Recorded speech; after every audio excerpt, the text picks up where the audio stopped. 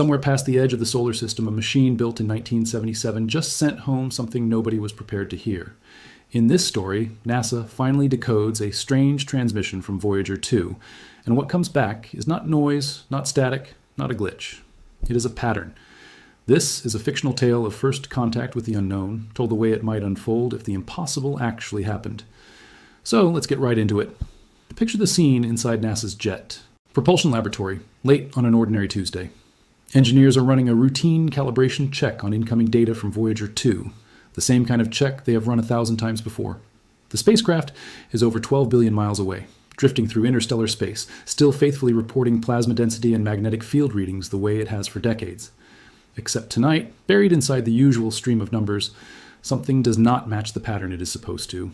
In our story, a junior data analyst notices, at first, a section of the transmission that should be a random noise, the kind of background static every deep space signal carries, is not actually random at all. It repeats, not in a simple way, not like a stuck bit or a hardware glitch, but in a structured, layered way, the kind of repetition that shows up in things built with intention rather than things that happen by accident. The team pulls in outside specialists. In our fictional account, someone eventually loops in an advanced AI system trained specifically to detect structure hidden inside noisy data, the same kind of tool researchers have genuinely used before to help clean up garbled deep space signals. The AI flags something the engineers call, in this story, a ghost command, a sequence embedded in the signal that nobody at Mission Control ever actually sent. It looks less like an error and more like the spacecraft responding to something in its environment entirely on its own. Let's imagine what the decoded transmission actually shows in this fictional scenario. It is not a message in any language a human could simply read. It is described in our story as a kind of map, not visual, but mathematical, a shift in magnetic readings layered against a pattern in plasma density, forming a gradient of particles that, according to everything scientists understand about that region of space, should not exist there at all. The implication, in this imagined version of events, is that Voyager 2 has drifted into some kind of boundary, something dynamic and shifting that nobody had previously mapped or expected to find in that part of the interstellar medium. In our fictional telling, the team notices something else buried in the cleaned up data, an oscillation pattern that repeats almost identically every single time it appears. Not random, not environmental background noise. A structured, repeating sequence almost like an echo, almost as if something out there is responding to the spacecraft's presence rather than simply existing independently of it. Publicly, in this story, the agency describes the finding, using careful, measured language, calling it an interesting anomaly. Privately, among the small group of scientists actually working the data, the tone in our narrative is far less composed, because a 46-year-old spacecraft with well-understood, thoroughly tested hardware should not suddenly begin behaving in a way nobody designed it to. This is where our fictional story leans into the genuine mystery at its heart. Is what Voyager 2 encountered in this imagined scenario a completely natural phenomenon? Something exceptionally rare that has simply never been documented before because no instrument has ever traveled far enough to observe it? Or is it something else? A structure, a boundary, or even an intelligence shaped by forces nobody yet understands? In our story, the scientists themselves do not know, and that uncertainty is exactly what makes the tale unsettling rather than simply strange. As the fictional narrative continues, the signal does not fade the way a glitch normally would. The plasma variations, as described in our story, grow stronger over the following weeks. The transmissions become harder to decode, not easier, even as the team's tools improve. Whatever Voyager 2 has encountered in this imagined tale, it is not a fleeting anomaly. It is described as intensifying, and that trajectory is exactly what keeps our fictional research team awake at night. Let's sit with the atmosphere of a scenario like this for a moment, because I think that is really the heart of why a story like this captures people's imagination in the first place.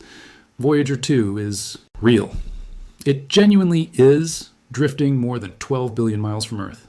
Genuinely beyond any hope of repair or retrieval, genuinely capable only of continuing to transmit whatever it encounters until its power source finally runs out sometime in the coming years. That part of the premise is completely true, and it is exactly why a fictional scenario built around it feels so plausible. We really have sent a functioning instrument farther into the true unknown than any other human-made object, and it really is still listening, still measuring, still reporting back whatever it finds.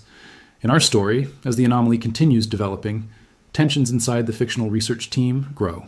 Some argue for full public disclosure immediately, worried that delaying transparency could later look like deliberate concealment. Others In our imagined narrative, argue for caution, wanting to rule out every possible natural explanation, from a genuinely undiscovered plasma phenomenon to a subtle hardware fault nobody has previously encountered in a spacecraft operating this far from the sun, before making any kind of announcement that could spark public panic over what might ultimately turn out to be nothing more than a fascinating quirk of physics.